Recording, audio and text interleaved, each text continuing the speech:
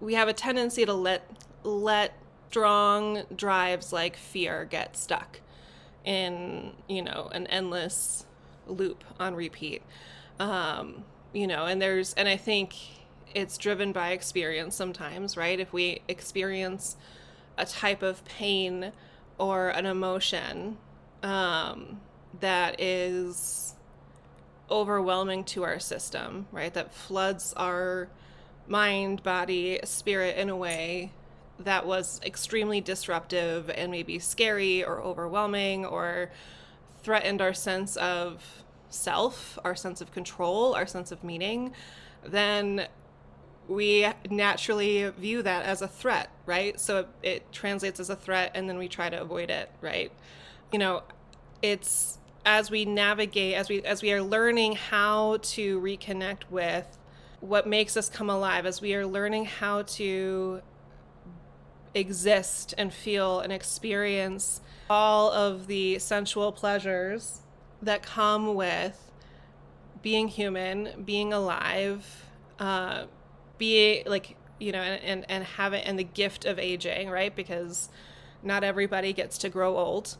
Right. And so, and that's its own thing. Well, we won't get into that right now, but not everybody gets to grow old.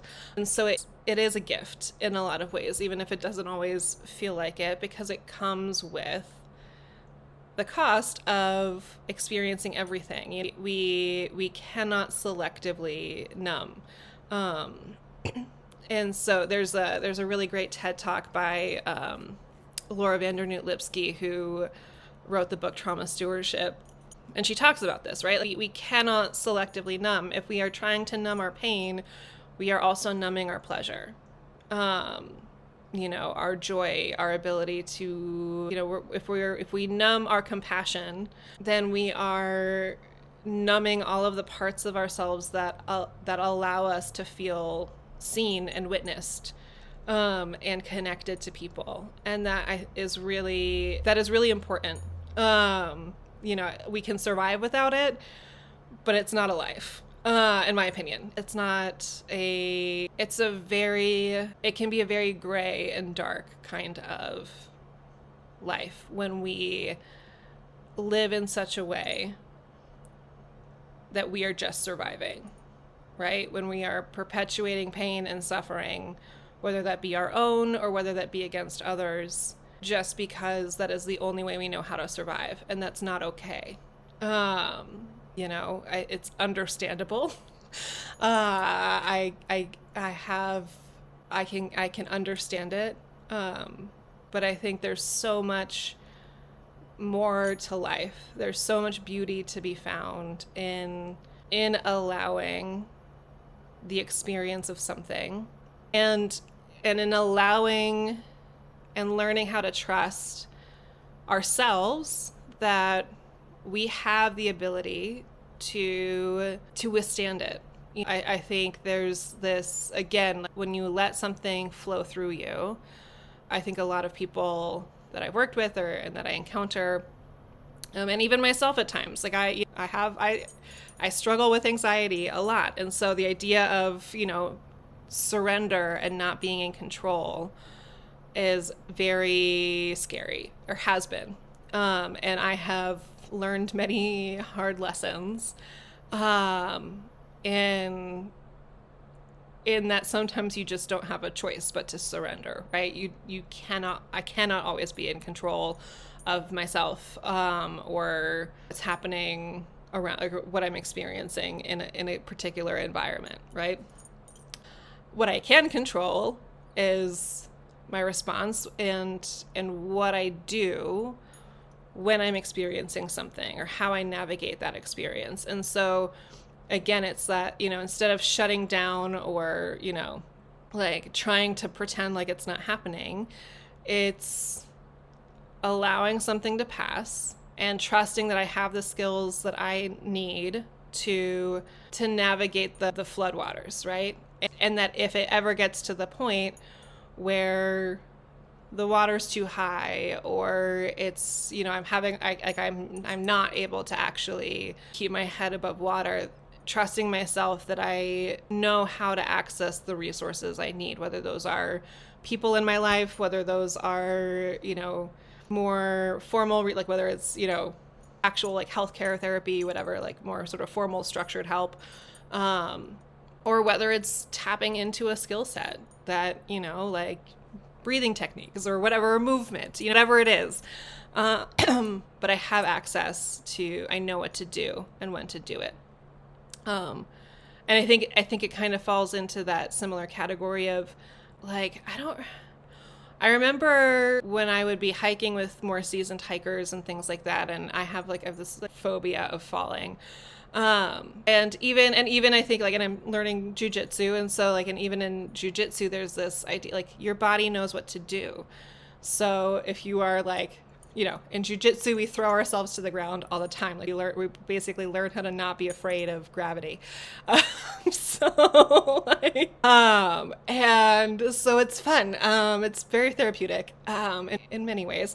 But it is this trust your body to know what to do. Trust your feet to find the ground, right? And so, if you're constantly looking down and worrying about tripping over a rock, you're going to trip over a rock because that's what you're focused on.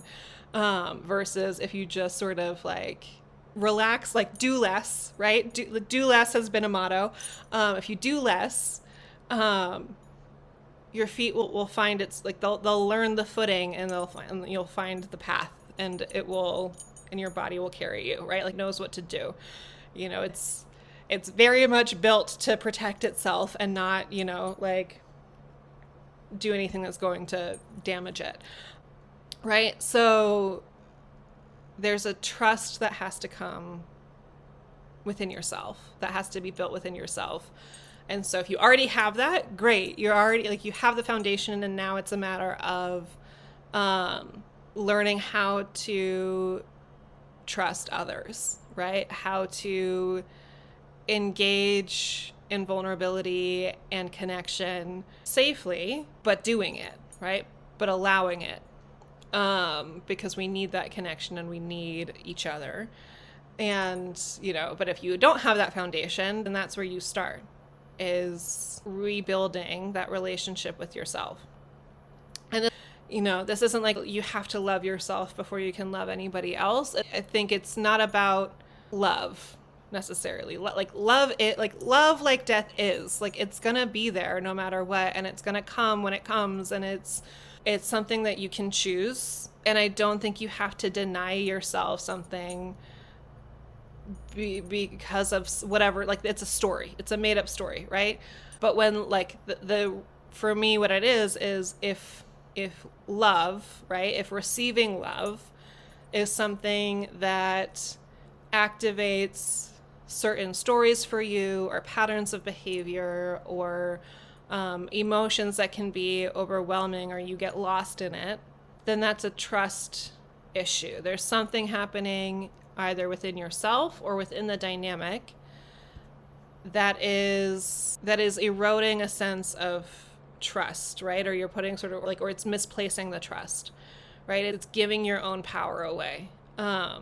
Your power and your agency to make decisions, or to be present, or to express yourself the way that you need to, or the way that that you are, that's authentic to you. And so again, it's learning how to recognize what those signals are, that you can trust yourself, that you can trust your environment, that you can trust the people in your environment, and that you can trust whatever structures, routines, rituals that you have to support you.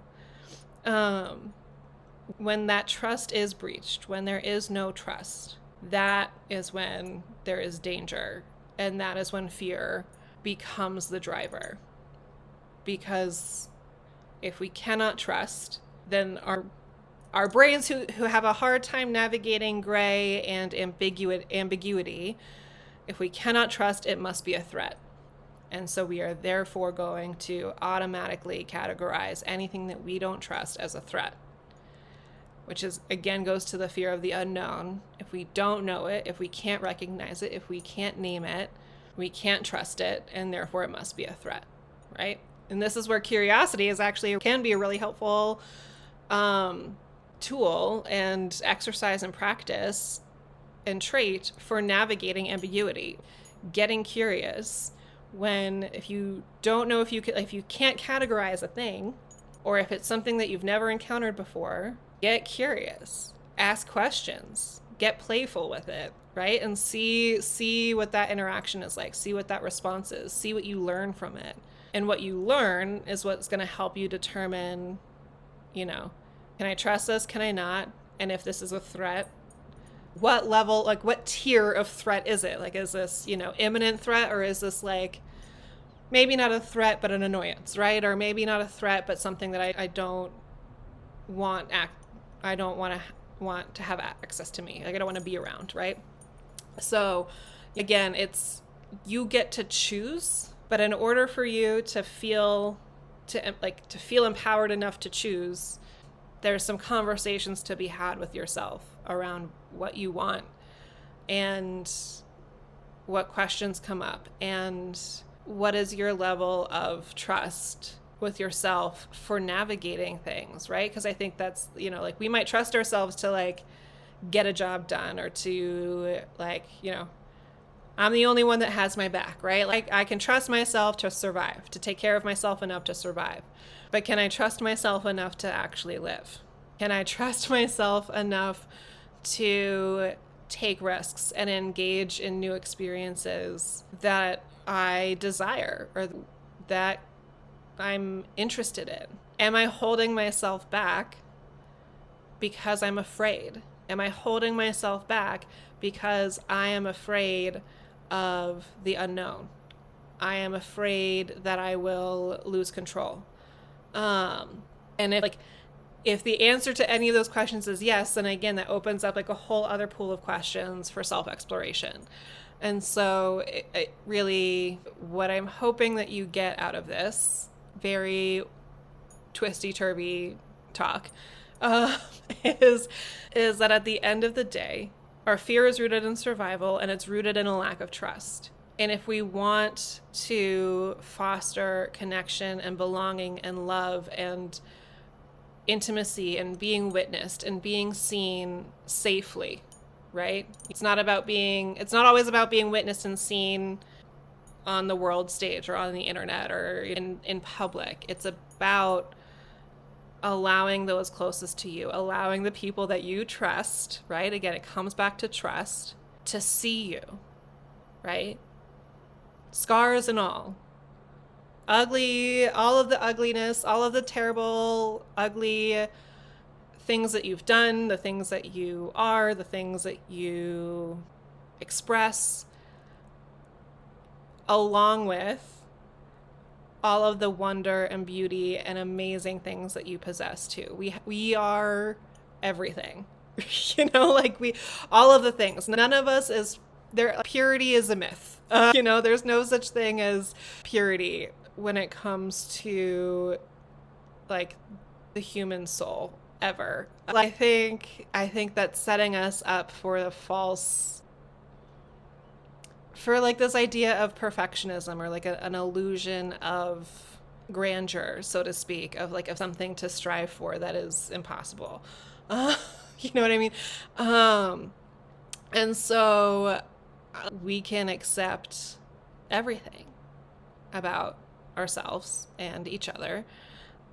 Maybe not for everybody in the world, but for those that we care about, and learning how to trust that the people around you have you. And in order to do that, that requires a level of vulnerability on everybody's part, not just yours, but theirs too.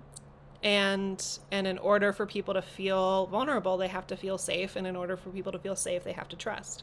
So at the end of the day, whatever repair needs to happen with yourself, with your connections, with your communities, comes down to building trust. And there's risk in that.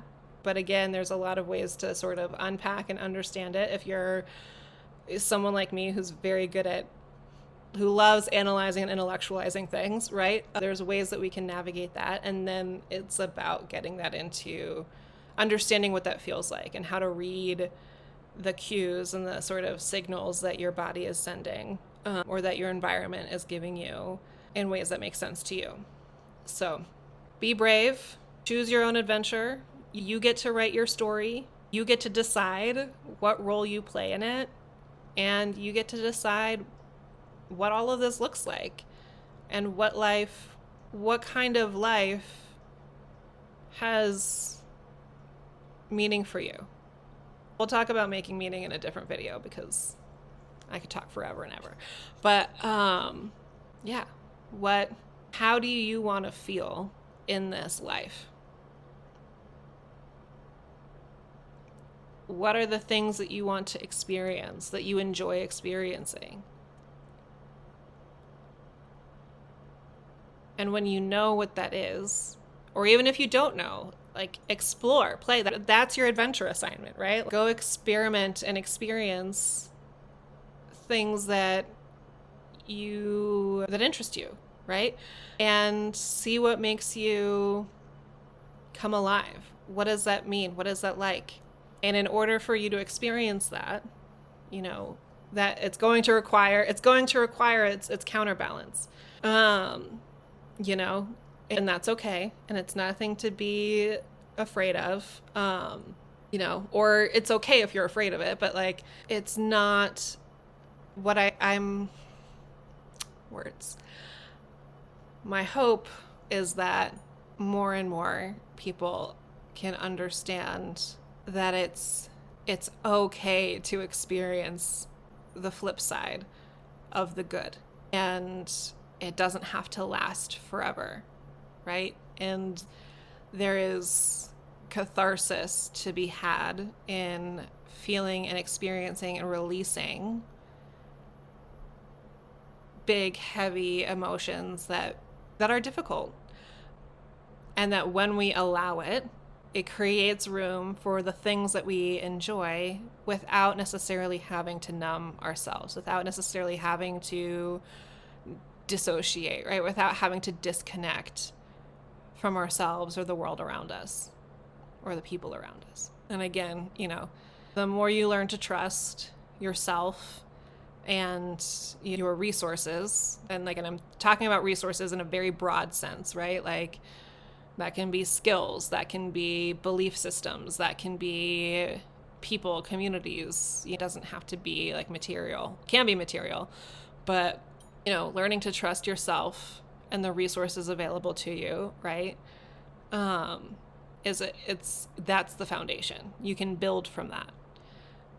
And what you can build is up to you. And the potential is endless. And it's exciting and beautiful and amazing. So, what do you want to build? What story do you want to tell?